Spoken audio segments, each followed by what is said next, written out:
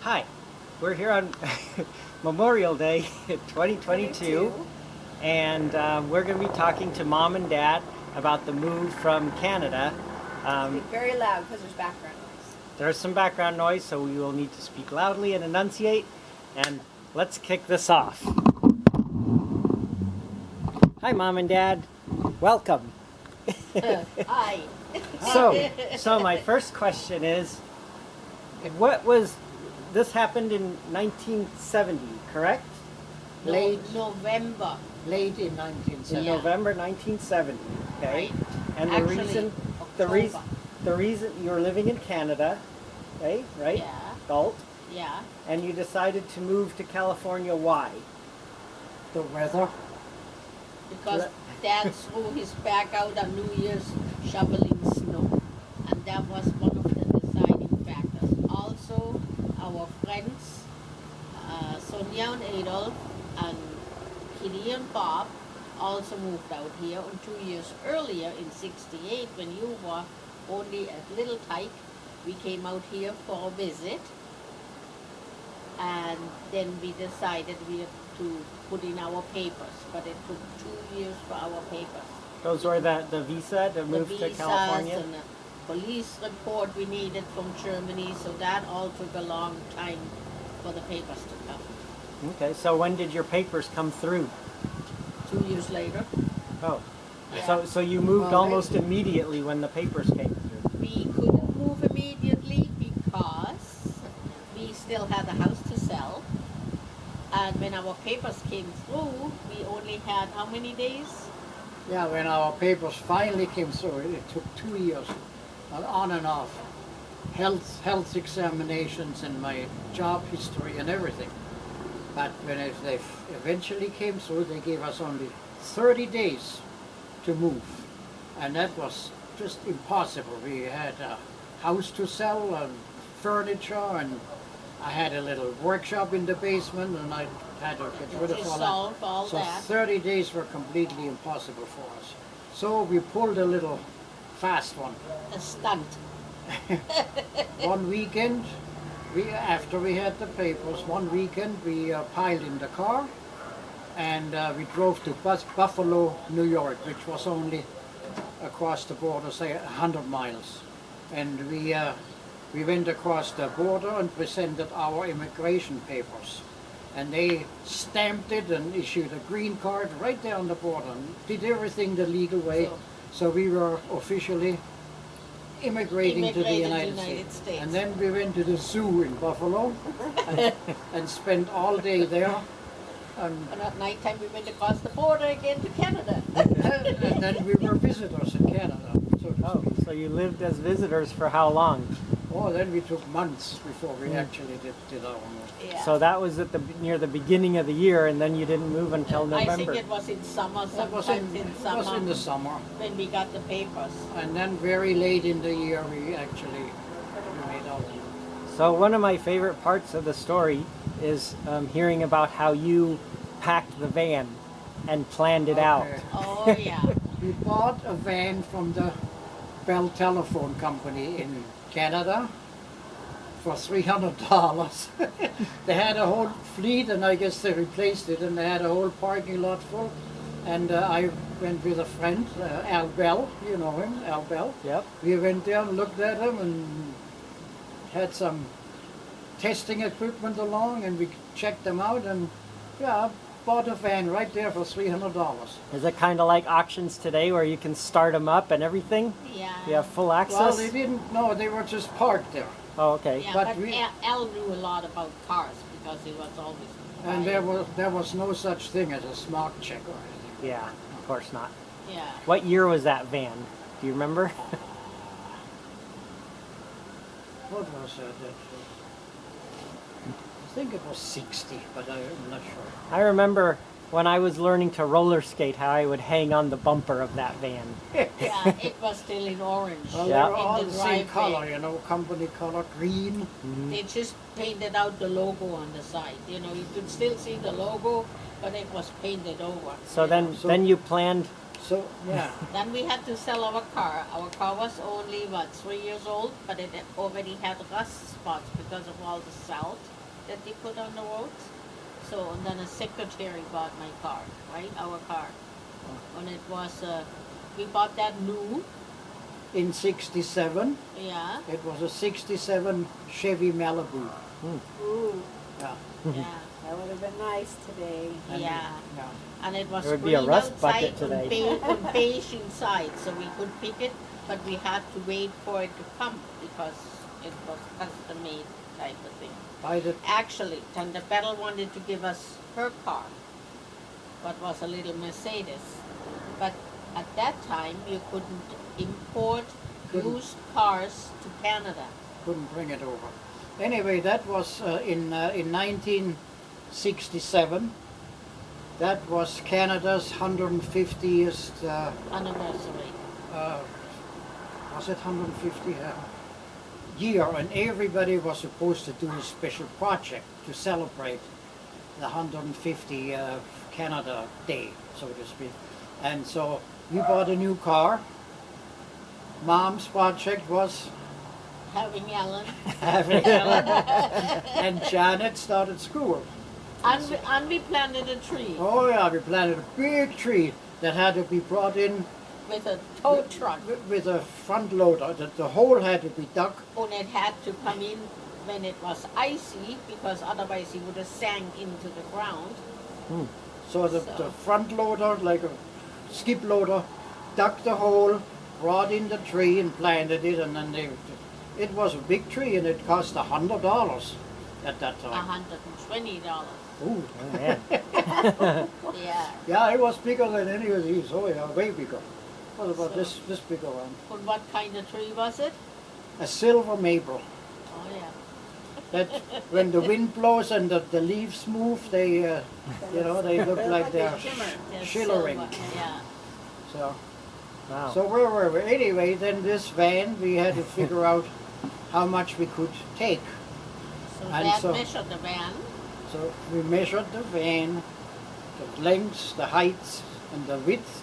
And in the basement in the corner, I marked Shot. out a spot that was exactly the same size At the heights. as the van. So my baking board couldn't go because it was too big. My ironing board couldn't go because it was too big.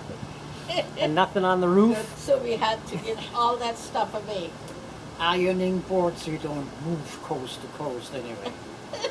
Oh, but the baby crib was too.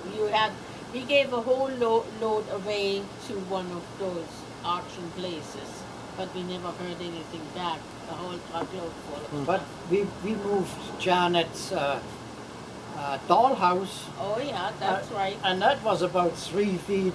Is that the Yeah. dollhouse that's in the living room now? No, the dollhouse went to Brian. Brian has it. Ready. Brian, Oh, Paula Hill's son. Right? okay. We gave it to him for his doll. Little girl, yeah. So I don't know what he did with it. So That's we the piled, big green and white one, right? Okay.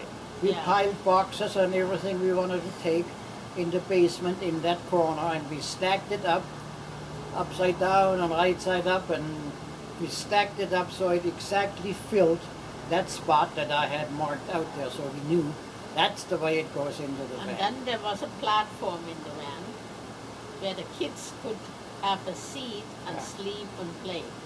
And you got a Oh yeah, well, it's- clothes basket with all the toys in it, and that went in with you. So, oh, well.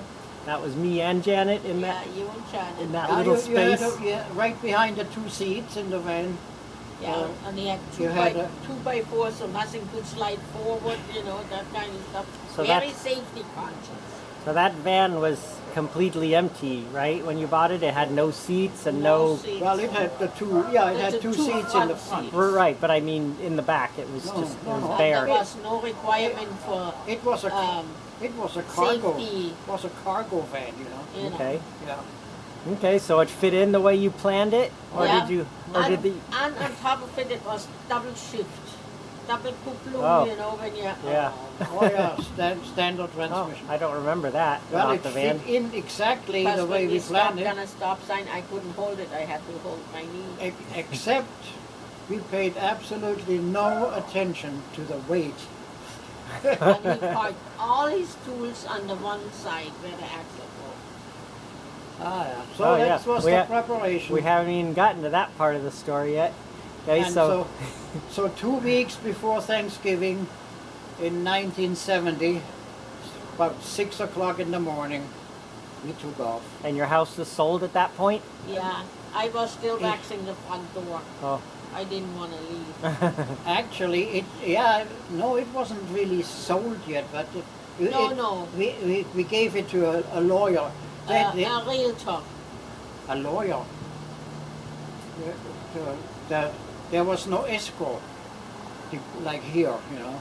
It was handled by a lawyer, so we hired a lawyer and gave him the authority to handle all the paperwork. Okay. But the people that bought the house wanted the sewing machine, the bedroom set. So we had the bedroom set until the last, you know. Oh, okay.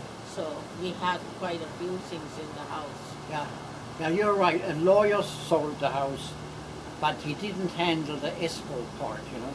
That was done by a lawyer, and Real estate.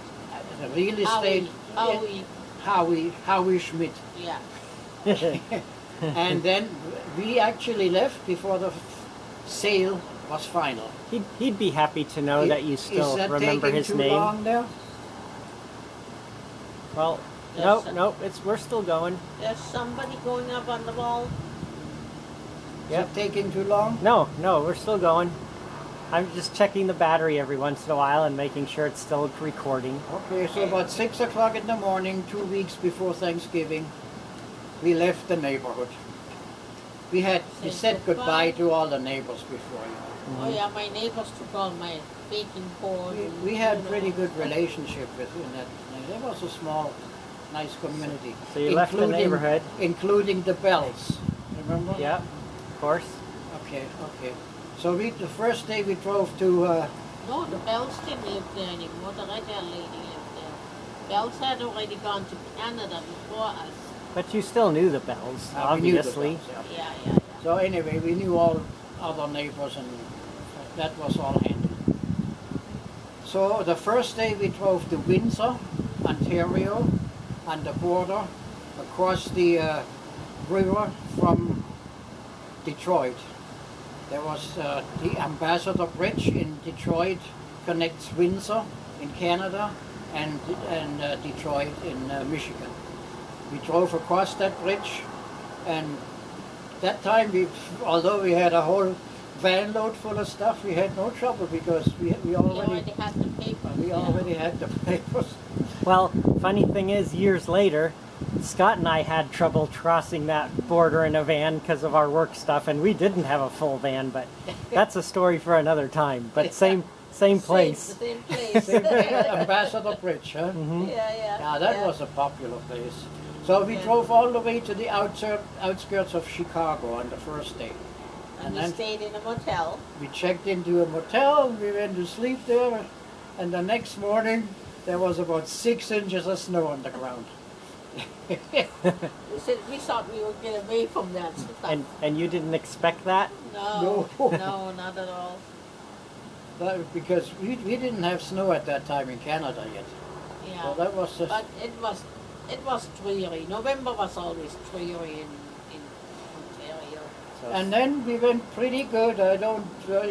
We drove... 4 days, and then you said we are making such good time. Now we take a side You're trip. jumping the gun. Wait a minute. So it went pretty good. We drove about 200 miles in the morning, then stopped for lunch, and then we drove another 200 miles or so. You know, it was very loose in the afternoon, and then we stopped at a motel to stay overnight, and that went pretty good. Day after day, we planned our trip on a map. We had at that time there was no GPS or anything, Thomas guide. and we went along from starting in Chicago. We went along the historic Route 66, going all the way from Chicago to the West Coast here. So, no problem. At first I was so careful because I knew that van was way overloaded, and I tried to avoid all of the potholes in the road and really careful, but we had no trouble, nothing happened, so we got to be a little more daring, you know, and kept on driving, and it was good traveling. We had a good time until we got to, When you decided to take the side trip, yeah, and that road was awful. okay, that was in the last stop was in, So many potholes. where was that? In Arizona. Come on, help me along. Williams. No, not Williams, the other town, the other city. Flagstaff, Phoenix. Flagstaff. Flagstaff. In Okay. Flagstaff. We stopped overnight. And we looked at the map and we said, hey, the Grand Canyon is just above here, 60 miles up. And we could look at the Canyon on the way, at the Grand Canyon. So we decided, let's go there. And we planned it out, going from Flagstaff north to the south rim of the Grand Canyon, and then along the Grand Canyon to another road, and then You come out of going Williams. back down again to the main road, which was Williams, Arizona. So we planned that trip, and we did, and we didn't figure on those roads Wait. being Is it Winslow or Williams? huh? Winslow or Williams? Williams, Arizona Williams, is okay. the Flagstaff going up along the Grand Canyon. And you go Okay. out Back the down. Grand Canyon. And So To Williams. still on I-40 up there, right? I guess. Okay. Route 66 it was. Huh? Okay, yeah. So we did that, and we had a good look at the Grand Canyon. We drove along. You can't do that now anymore, but at that time we could drive along the canyon, and stopped frequently, enjoyed the view, had lunch and all that.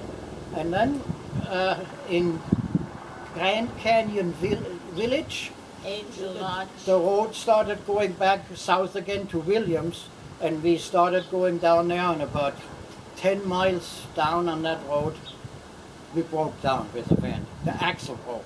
How did that happen? Like It like, went crack,